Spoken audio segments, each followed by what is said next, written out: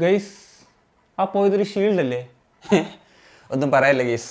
Super cup പോയപ്പോൾ നമ്മൾ ഒന്നാം സ്ഥാനത്താണ്, നമ്മൾ ഷീൽഡ് അടിക്കും എന്നുള്ള പ്രതീക്ഷയിലൊക്കെ ആയിരുന്നു ഇരുത്തിരുന്നത്. ഏതായാലും ആദ്യ മത്സരം തന്നെ പോയി തോറ്റ്. ഇപ്പം ഒഡീഷ എഫ് സിയും അതുപോലെ എഫ് സി ഗോവയും നമുക്ക് മുകളിലായി. ഇപ്പം എഫ് സി ഗോവയും നമ്മളും തമ്മിലുള്ള പോയിന്റ് ഡിഫറൻസും ഒക്കെ കൂടുന്നുണ്ട്. അവർ ഇപ്പം 2 മാച്ച് കുറവാണ് കളിച്ചതെന്നുള്ള കാര്യം കൂടി ആലോചിക്കണം.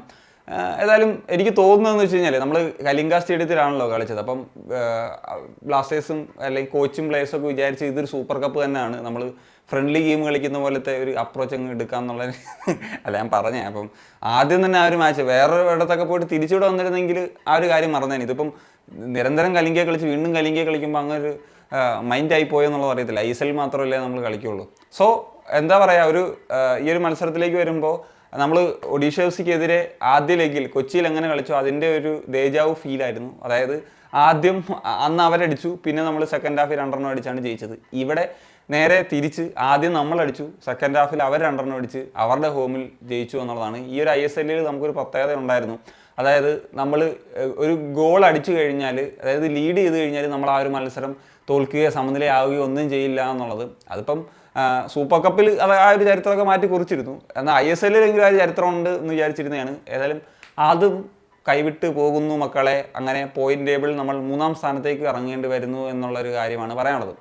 ഈ ഒരു മത്സരത്തിലേക്ക് വരുമ്പോൾ രാഹുൽ KP അവൈലബിൾ അല്ലാത്തതുകൊണ്ട് നിഹാലിനെ ആ ഒരു സെക്കൻഡ് സ്ട്രൈക്കർ റോൾ കൊണ്ടുവന്നിട്ട് ഡൈസുക്കെ സക്കായാണ് കളിപ്പിച്ചത്. അതായിരുന്നു ഒരു മേജർ ചേഞ്ച് എന്ന് പറഞ്ഞാൽ. പക്ഷേ നിഹാൽ അത്യാവശ്യം നന്നായിട്ട് തന്നെ പെർഫോം ചെയ്തു എന്നുള്ളതാണ്. അദ്ദേഹം നന്നായിട്ട് പ്രസ് ചെയ്യുകയും അല്ലെങ്കിൽ ആ ഒരു ഗോളിലേക്ക് വന്നതും ഒന്നാന്തരമായിട്ട് അദ്ദേഹം ആ ഒരു പുട്ടിയെ ബീറ്റ് ചെയ്യുന്നു, റൺ നടത്തുന്നു, അത് ഡയമണ്ട് അക്കോസിന് കൊടുക്കുന്നു. അങ്ങനെയാണ് നമ്മൾ ആ ഒരു ഫസ്റ്റ് ഗോൾ ഇടുന്നത്. ഫസ്റ്റ് ഹാഫിൽ നോക്കിയാലും പൊസഷൻ്റെ കാര്യത്തിലൊക്കെ ഒഡീഷയൊക്കെ ആയിരുന്നു മുന്നിൽ നിന്നിരുന്നത്. പക്ഷേ അങ്ങനെ ഒഡീഷ ഒരു വലിയ ഗെയിമൊന്നും ആ ഒരു ആദ്യ പകുതിയിൽ അല്ലെങ്കിൽ അറ്റാക്കിങ് കാര്യമായിട്ടുള്ളൊരിതൊന്നും ഒരു ത്രെറ്റ് എന്നുള്ള തരത്തിലൊന്നും എനിക്ക് തോന്നിയിട്ടുണ്ടായിരുന്നില്ല.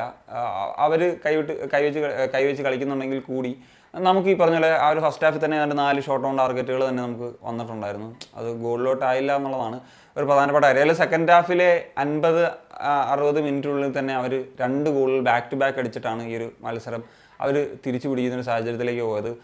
പിന്നെയാണ് മക്കളെ പിന്നെ സബ്സ്റ്റിറ്റ്യൂഷൻസും കാര്യങ്ങളൊക്കെ വന്നു. ഞാൻ വിചാരിച്ചൊരു അറ്റാക്കിംഗ് ചേഞ്ച് ആണ്, കാരണം ജസ്റ്റിൻ വരുന്നു, ഇഷാം വരുന്നു, അതുപോലെ ഫെഡർ വരുന്നു. അപ്പം ഇത്രയും അറ്റാക്കിംഗ് പ്ലേയേഴ്സ് വരുന്ന സമയത്ത് ഒരു ചേഞ്ച് തീർച്ചയായിട്ടും ഒരു അറ്റാക്കിംഗ് സൈഡിലേക്ക് വരുമ്പോൾ ഉണ്ടാകും എന്നുള്ളതാണ് പ്രതീക്ഷിച്ചത്. പക്ഷേ അവസാനത്തെ 75 മിനിറ്റിൽ പറഞ്ഞതുപോലെ ഒരു ഉറക്കഗുളിക കഴിച്ച ഫീലായിരുന്നു. കാരണം എങ്ങും എത്താത്ത ചില പാസുകളും നമുക്ക് അറിയാം. സാധാരണ നമ്മൾ ആ ഒഡീഷ എഫ് സിക്കെതിരെയുള്ള ആദ്യ ലെഗിലെ മത്സരത്തിൽ നമ്മൾ ആ ഒരു ലീഡ് ചെയ്യുന്നതിന് മുമ്പ് തന്നെ നമുക്കറിയാം ഇപ്പം എന്തോ വരുന്നുണ്ട്, ഗോൾ വരുന്നുണ്ടെന്നുള്ള ഫീൽ. ഈ ഒരു മത്സരം കാണുമ്പോൾ നമുക്ക് കൃത്യമായിട്ടും മനസ്സിലാക്കാൻ സാധിക്കും ഒന്നും സംഭവിക്കാൻ പോകുന്നില്ല എന്നുള്ള തരത്തിലുള്ള ഒരു കാര്യങ്ങളാണ്. അതിലും നമ്മുടെ ഏറ്റവും എടുത്തു പറയേണ്ട കാര്യം അവരുടെ പ്ലെയറായിട്ടുള്ള ഡാനിഷ് ഫറൂഖാണ്. എന്തൊരു പാസിംഗ് ആക്യുറസിയാണ് മച്ചാന്. സോറി, നമ്മുടെ പ്ലെയർ ആണല്ലോ അല്ലേ. പുള്ളി പിന്നെ ഓഫ് ദ ബോളിലൊക്കെ അടിപൊളിയാണ്.